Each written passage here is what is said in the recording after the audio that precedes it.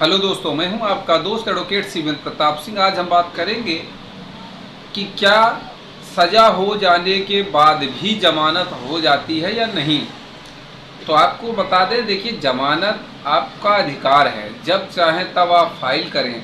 अब देना न देना वो कोर्ट के विचार के ऊपर है।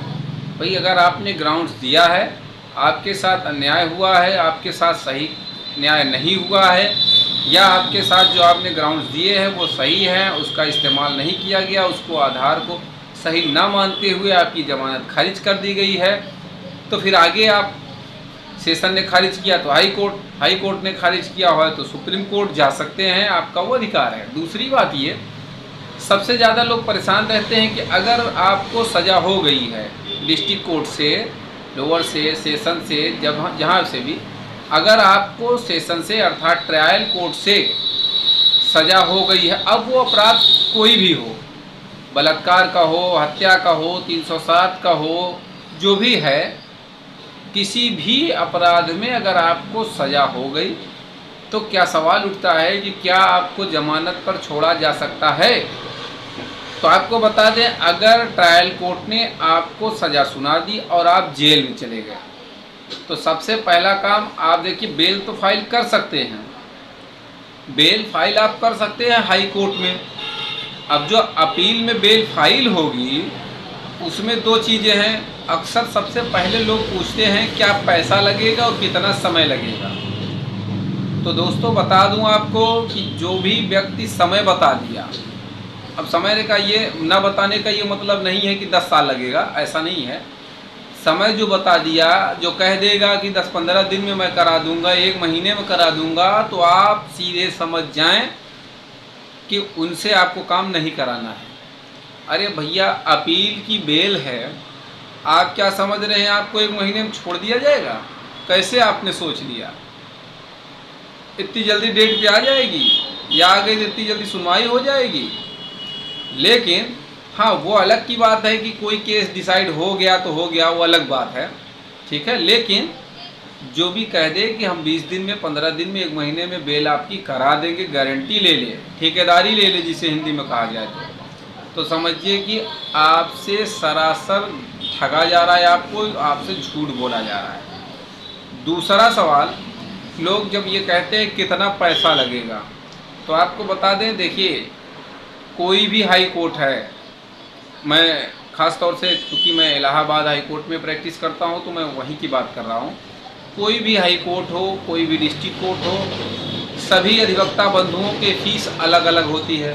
तो ये आप सीनियर से सीनियर करेंगे, आप अपने मुकदमे में सीनियर को खड़ा करेंगे तो उनकी फ़ीस अलग रहेगी, उनसे कुछ जूनियर रहेगा तो उनकी फ़ीस अलग, कोई नया आदमी कोई अलग से जूनियर है या कोई नई नई वकालत कर रहा है उनसे उनको करेंगे।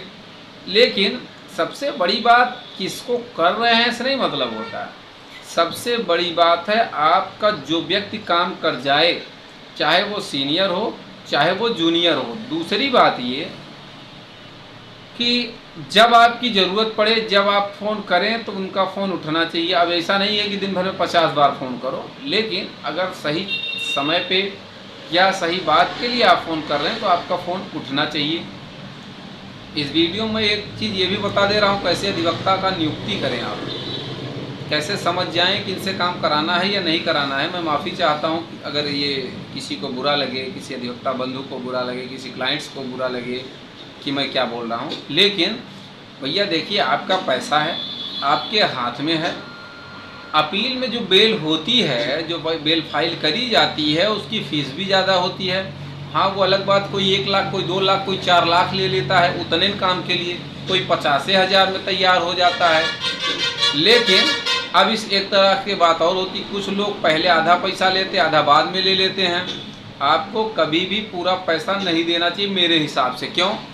मान लीजिए भैया, किसी को कहा नहीं जाता है, ना किसी को बुराई भलाई की बात है, आपने पैसा दिया 50,000 रुपये, 50,000 आपने बेल फाइल कराने का दे दिया अपील में, अब 50,000 तो दे दिया। अब आपको न उनके मुंशी का काम समझ में आ रहा है, ना वकील साहब का काम समझ में आ रहा है, ना कोई बातचीत हो पा रही, आप अदर डिस्ट्रिक्ट से बिलोंग भी कर रहे हैं, क्योंकि आना जाना भी इतना हर बार संभव नहीं है। तो ऐसी स्थिति में आपका तो 50,000 गया। अब मजबूरी है, आप समय ख़राब करें या कोई अधिवक्ता इंगेज करें दूसरा। अब दूसरा जब करेंगे तो भाई उनकी भी कुछ फीस होगी, नहीं 50 लेंगे, 30 लेंगे, 40 लेंगे, हो सकता है और अच्छा करना चाहें तो 1 लाख भी ले लेगा आदमी। तो कहने का ये मतलब किसी भी अधिवक्ता से, दूसरी बात आप दूसरे के चक्कर में न पड़ें। अक्सर हमने देखा है डिस्ट्रिक्ट कोर्ट में या कुछ क्लाइंट्स ले जाते हैं किसी और अधिवक्ता के पास, यानी क्लाइंट से क्लाइंट के थ्रू जाता है आदमी, यानी कह लिया जाए हिंदी में दलाल के थ्रू। जब भी आप कोई मुकदमा किसी से किसी को हैंडओवर करें दें तो आप बाकायदे वकील साहब से जाके चैम्बर में मुलाकात करें, बातचीत करें, उनका टाइम मांग लें, भाई कब हम आ जाएं आपसे मिलने, ताकि आप हमको 10 मिनट 20 मिनट आधे घंटे जो भी मेरा समय आपका है कीमती वो मैं ले सकूं। आप फेस टू फेस जाके मुलाकात करके बात करके तब उनको काम दीजिए, उन्हीं के हाथ में पैसा दीजिए। ऐसा नहीं कि थर्ड पर्सन के हाथ में पैसा दीजिए, तब आपको सही समझ में आएगा, सही काम आपका होगा।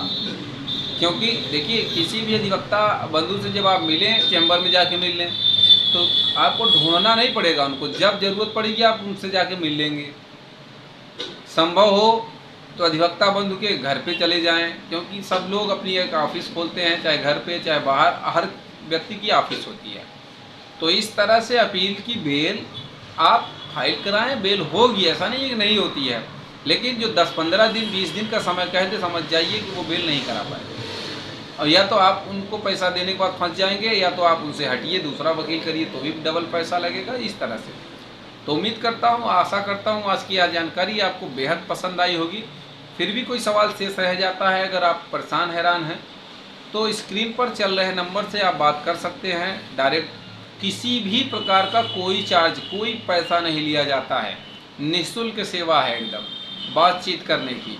काम जब आप कराएंगे, क्योंकि हम इलाहाबाद हाई कोर्ट में ही काम करते हैं, आप इलाहाबाद हाई कोर्ट का कोई भी काम हो आप संपर्क कर सकते हैं। बात समझ में आए तो भाई पैसा देंगे, नहीं बात समझ में आए तो क्या ही का पैसा देंगे, बातचीत करिए चले जाइए।